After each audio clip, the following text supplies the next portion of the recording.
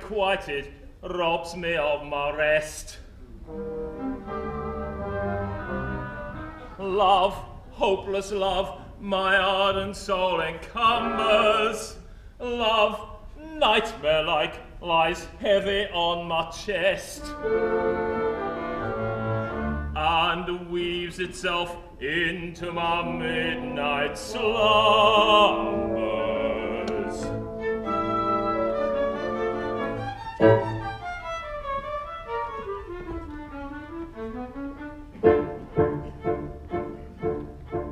When you're lying awake with a dismal headache and repose is taboo by anxiety, I conceive you may use any language you choose to indulge in without impropriety. For your brain is on fire, the bakers conspire of usual slumber to plunder you. First your counterpane goes and uncovers your toes and the sheets is demurely from under you. Then the blanketing tickles, you feel like mixed pickles, so terribly sharp is the pricking. And you're hot and you're cross and you tumble and toss till there's nothing twixt you and the digging. Then the bakers will creep to the ground in the heap and you pick them all up in a tangle. Makes your pillow resigns and politely declines to remain at its usual angle. Will you get some repose in the form of a dose without eyeballs and head ever aching? But your slumbering teeth with such horrible dreams that you'd very much better be waking. For you dream you are crossing the channel and tossing a boot in a steamer from Harwich, which is something between a large bathing machine and a very small second-class carriage. And you're giving a 3-penny icicle meat to a party of friends and relations. They're a ravenous horde and they all came on board at Sloane Square and South Kensington stations. And bad on that journey you find your attorney who started that morning from Devon. He's a bit undersized and you don't feel surprised when he tells you he's only 11. Well, you're driving like mad with a singular lad, by the ship's now a four-wheeler. And you're playing round games and he calls you bad names when you tell him that tires pay the dealer. Well, this you can't stand, so you throw up your hands and you find you're as cold as an icicle. In your shirt and your socks of black silk with gold clocks crossing Salisbury Plain on a bicycle. And he and the crew are on bicycles too, which is somehow or other invested in. And he's telling the tales of the particulars of a company he's interested in. It's a scheme of devices to get at low prices or goods from gold fixtures to cables, which tickled the sailors by treating retailers as though they were all vegetables. You get a good spaceman to plant a small trace and first take off his boots with a boot tree. And his legs will take root and his fingers will shoot and he'll blossom and bud like a fruit tree. From the greengrocer tree you get grapes and green pea, cauliflower, pineapple and cranberries.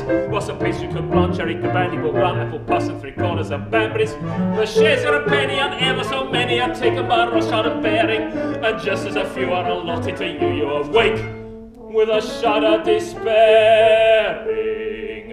You're a regular wreck with a crick in the neck and no one of your soul for your heads on the floor and your needles are fins for your soles to your shins and the flesh and the creek for your left legs to sleep. Grabbing your toes and a fly in your nose, a fluff in your lung and a feverish tongue and a thirst is intense and a general sense and you haven't been sleeping in clover.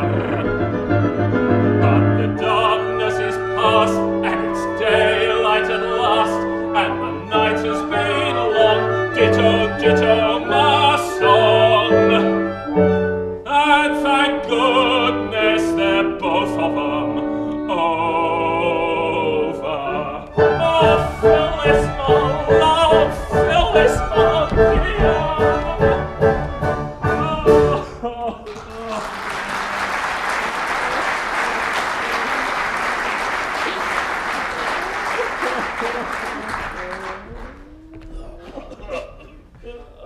I am much distressed to see your lordship in this condition. It is seldom that a Lord Chancellor has reason to envy the position of another, but I'm free to confess I would rather be 2 earls engaged to Phallus than any other half-dozen noblemen upon the face of the globe. Yes, it is an enviable position when you're the only one. Yes, no doubt, most enviable. At the same time, seeing you thus, we naturally say to ourselves, this is very sad. His lordship is constitutionally as blithe as a bird. He trills upon the bench like a thing of song and gladness. His series of judgments in F-sharp minor, given andante and in 6/8 time, are among the most remarkable effects ever produced in a court of chancery. How can we bring ourselves to do that which would deprive the Court of Chancery of one of its most attractive features? I feel the force of your remarks. But